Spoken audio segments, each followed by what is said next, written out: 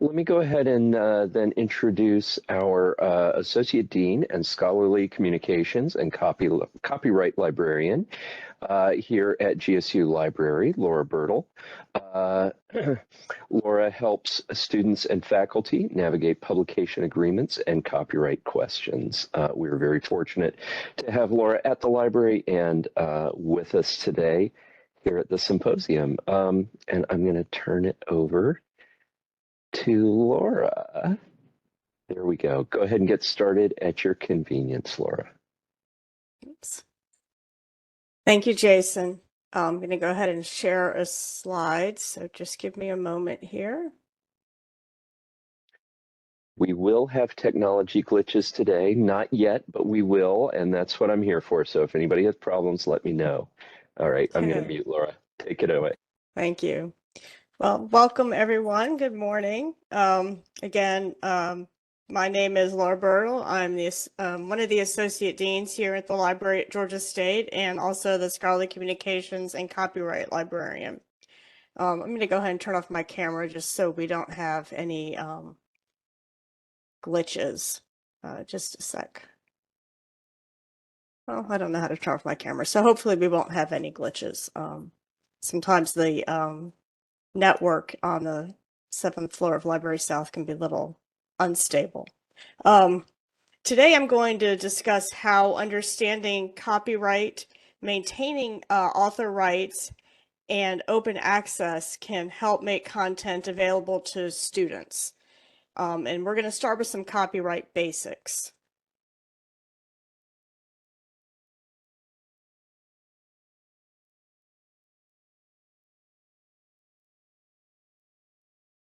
So it's very easy to create a copyrighted work. There are really just two basic requirements. First, a work has to have what the courts have called a modicum of originality. And in two lawsuits that are quite old, and I don't know how many of you remember the white pages and the yellow pages, but those were these were kind of laid out.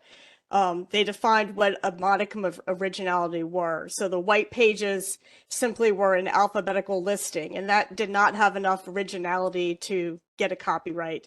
But the yellow pages, where you had to have categories of businesses, so you had to come up with basic organization of categories, that was some originality, so that allowed for a copyright. So that kind of defined the basics of a modicum of originality. So not a lot of originality is required for copyright, but a modicum of originality. So that's the first requirement. And then the second is that it's fixed in what's called a tangible medium of expression. So it has to be somehow fixed. So your work has to be, on paper, in computer memory, on video or audio. It can't just be spoken or something you thought of. It has to be somehow fixed. So those are the basic requirements. There are some requirements about the kind of work it is. I'm not going to get into that now, like you can't copyright an idea, even if you fix it. Like you can't copyright numbers or a recipe, but I'm not going to get into that. But basically, an original work fixed in a tangible medium. Registration is no longer required, so you don't have to register a copyright with the Copyright Office anymore. And you don't have to put a copyright symbol on it. So that's no longer required. So once something is conceived of, it's original and it's written down, that's a copyright. That's all that's required. The other thing to know about copyrights is a copyright is not a single right. It's actually a bundle of rights. And that's important when you're thinking about publication.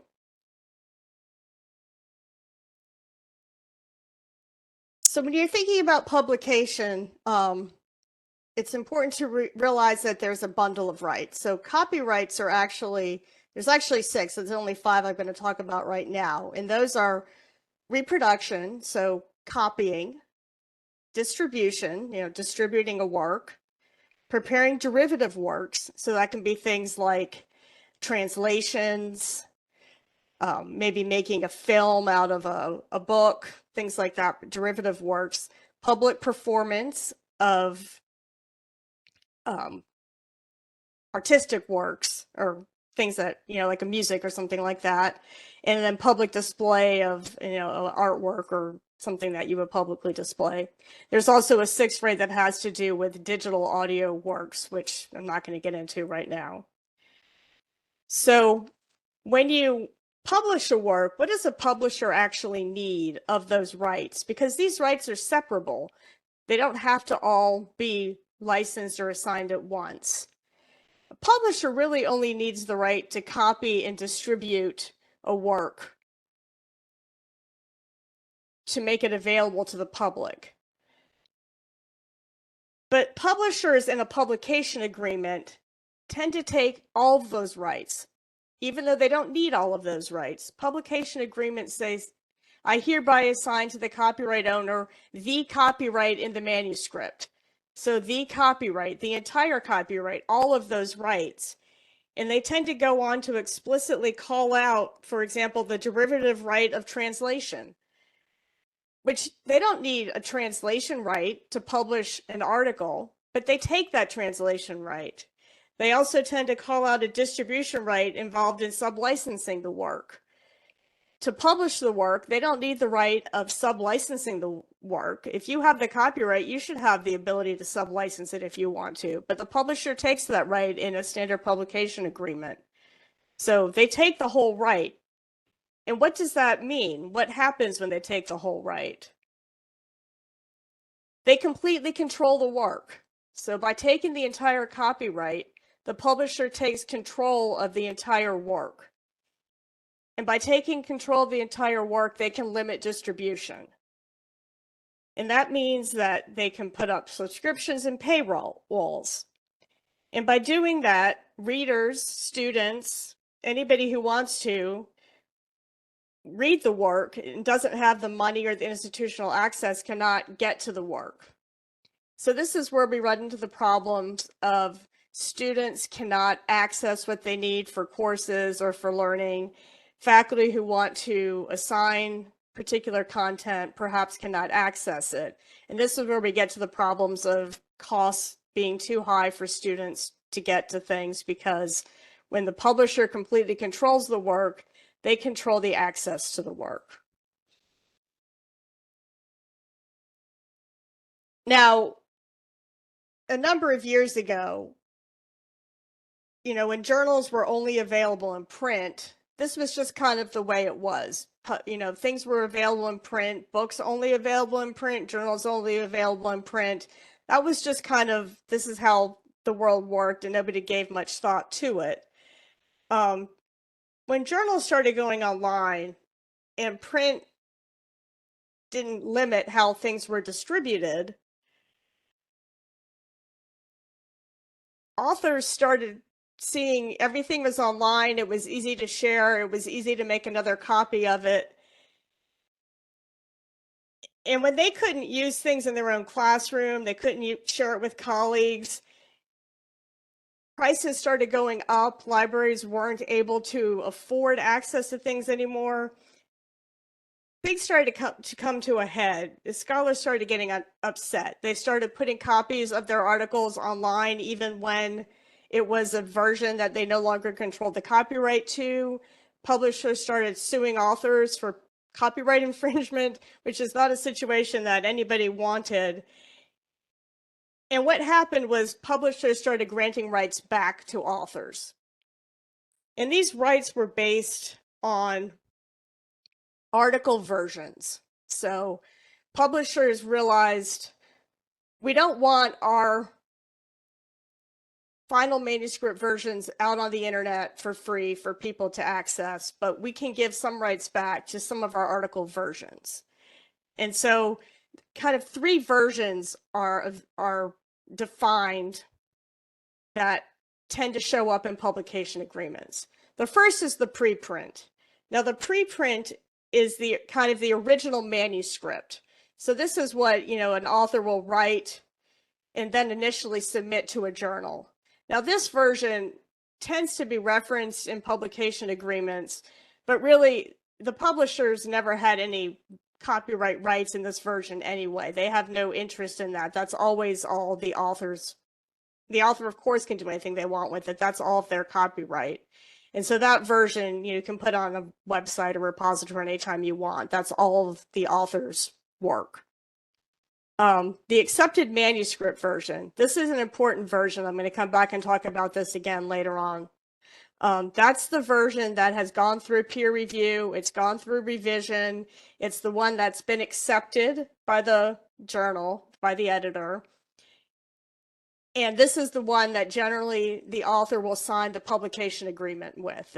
And the publication agreement is where copyright transfer tends to happen. So this is the version that generally the rights that are granted back is what you can actually do something with it as far as posting it on a repository or something like that. And I'm going to talk about that in a bit. And then the published journal article. And that's the actual final article that's copy edited, formatted, published online on the publisher's platform. And often publishers will send a special link to the author that you can share this maybe 50 times, but only privately with your colleagues. So those are the three versions that tend to be granted back in publication agreements now, after there was a lot of anger about these publication agreements that took all the rights and didn't give anything back. Now, the other thing that happened, starting around 2001 was kind of a movement. Let's not give our rights to authors anymore. Let's look at open access publishing. This is a whole different model where we don't give all of our rights to the publishers and lock things behind paywalls and subscriptions. So this new model, really started gaining footing in 2001 with the Budapest Open Access Initiative. And so this is a model where works are distributed online free of charge. So there are no paywalls. They're always free to read. Authors generally retain their copyright and reuse Creative Commons licensing. This has really been growing. It's been accelerating in recent years. More and more works are available in open access formats now.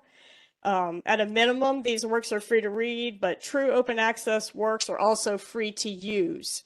So you can not only use it, read it, but you can also use it in other ways. And in OA publishing, authors should always retain their copyrights.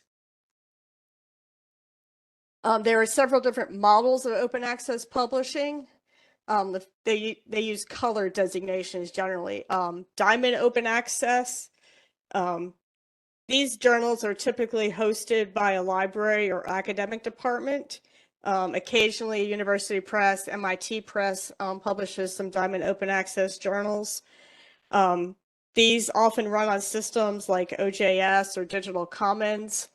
They're not widespread at this point. There are initiatives to support and grow them as community-supported infrastructure projects. Coalition S, which is a European-based coalition to really promote open access, is pushing for this as a strategic priority. Authors love it because there are no author publication charges attached to it, but there are costs involved in OA, so somebody has to support it, and so it's not widespread, but it is growing. The more common version of open access is the gold and the hybrid version of open access. And these are the versions that are supported by APCs, or article author publication charges. Gold is the pure open access journal. Those are PLOS, Public Library of Science, is probably the most common or best well-known example of a gold open access journal. These are journals where all of the articles in the journal are open access. Some traditional publishers also have fully open access journals. And there are some who have purchased open access publishers. For example, Wiley purchased Hindawi, which was an open access publisher. The other model is hybrid open access, where a commercial publisher offers to make an article in a subscription journal open access. You'll see that a lot in like Taylor and Francis journals or Wiley journals, where you can pay to make your article open access in the subscription journal.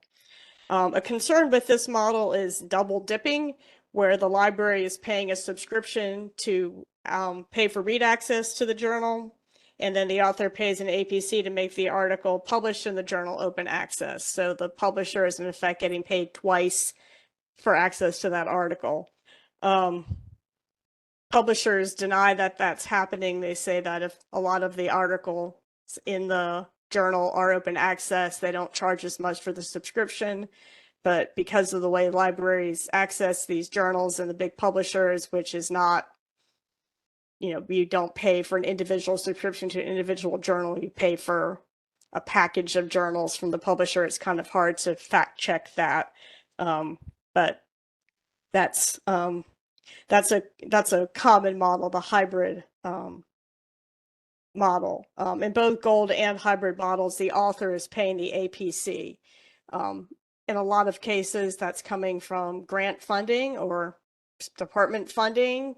Sometimes authors are paying it out of their own pocket. I don't know how often that's happening. I think probably not a lot. But, these generally range from about $1,500 to $3,500 per article. There are some high and low outliers there. Nature is kind of an infamous one, which has an APC of $11,500 per article, which is shocking.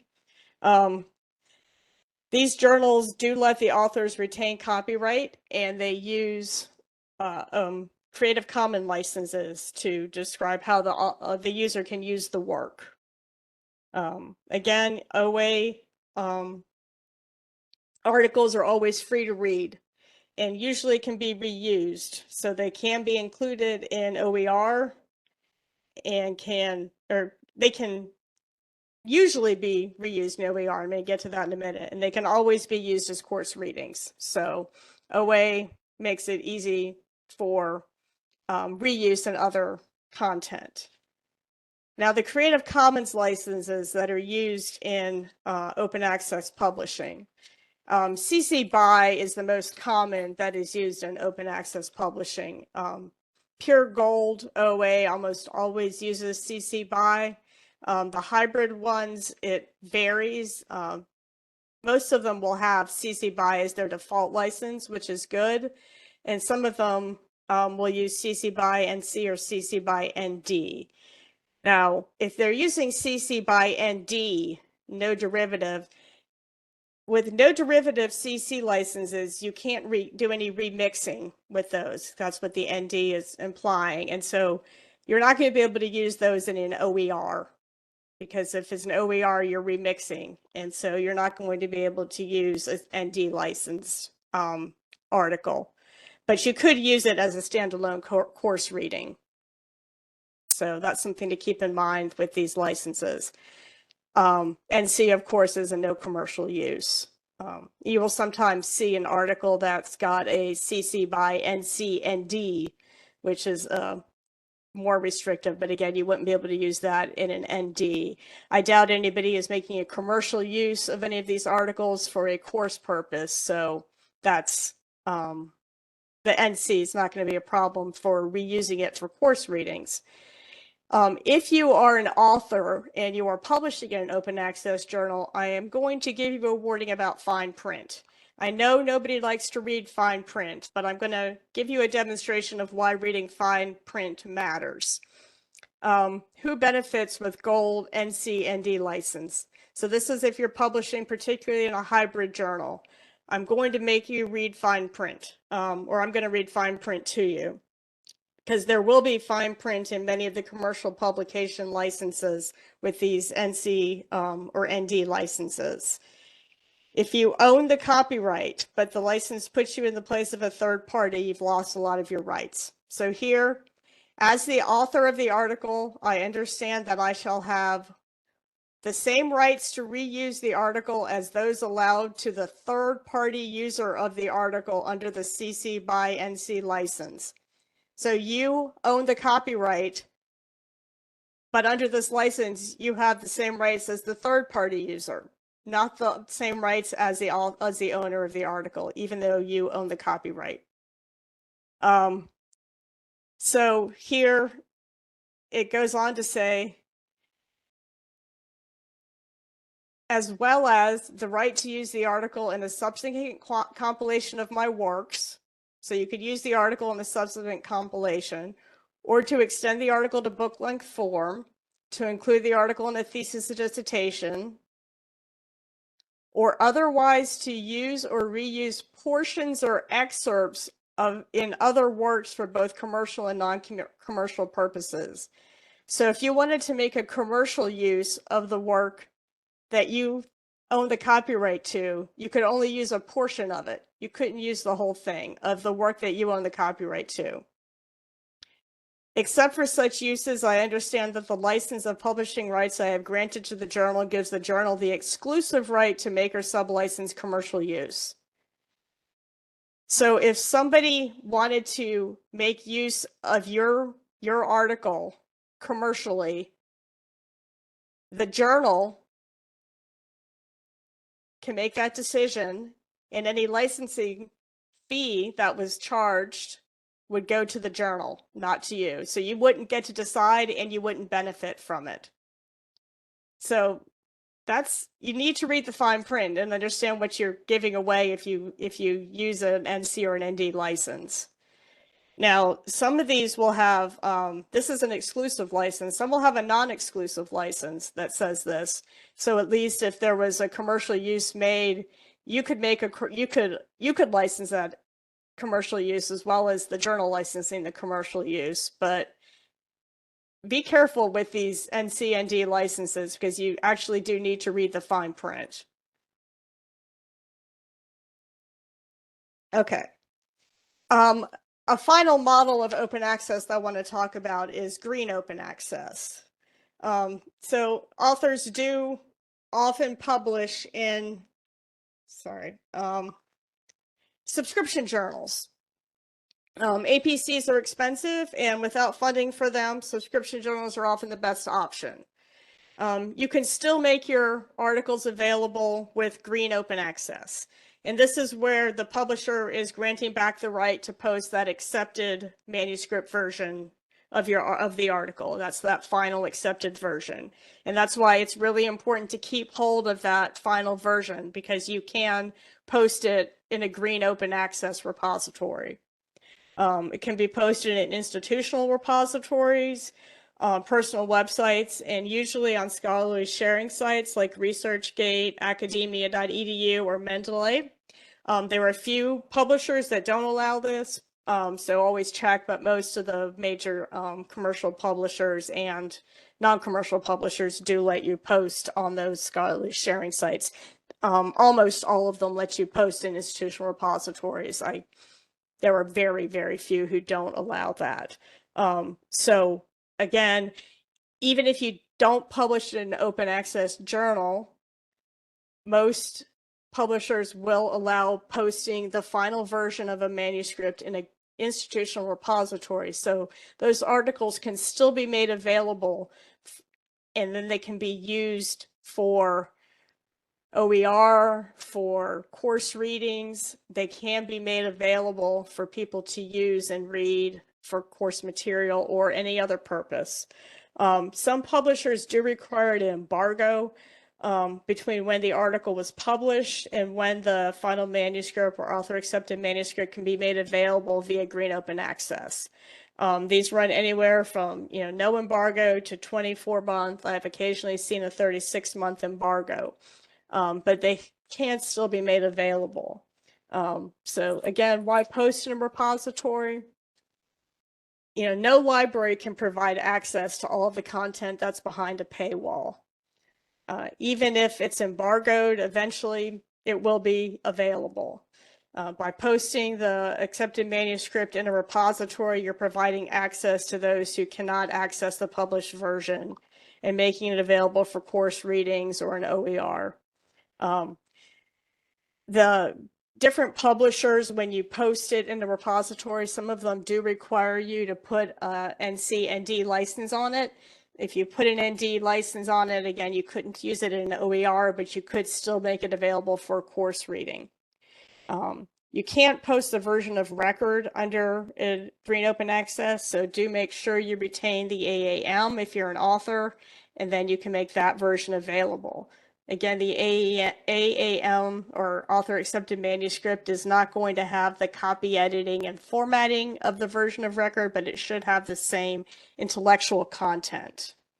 As an aside, federal public access mandates, if you're publishing from a grant, like if you're publishing research from a grant, a federal grant, those federal public access mandates are coming. And there's a lot of confusion around these, but you won't need to pay for open access publishing if you don't want to use your grant funding to pay for it. The final manuscript, author accepted manuscript deposit will satisfy the requirements for those federal public access mandates. One more note, most of the scholarly publishers, Taylor and Francis or Routledge and Wiley, Elsevier, are allowing book chapters to be posted in green open access and institutional repositories. Libraries do try to provide ebooks to support student coursework, but some publishers will not license ebooks that are used in courses to libraries. So while students can individually license the ebooks, libraries can't. They just won't sell them to us. So while students, I'm not talking about true textbooks, but just kind of the more kind of scholarly books, usually the ones that have individual chapters.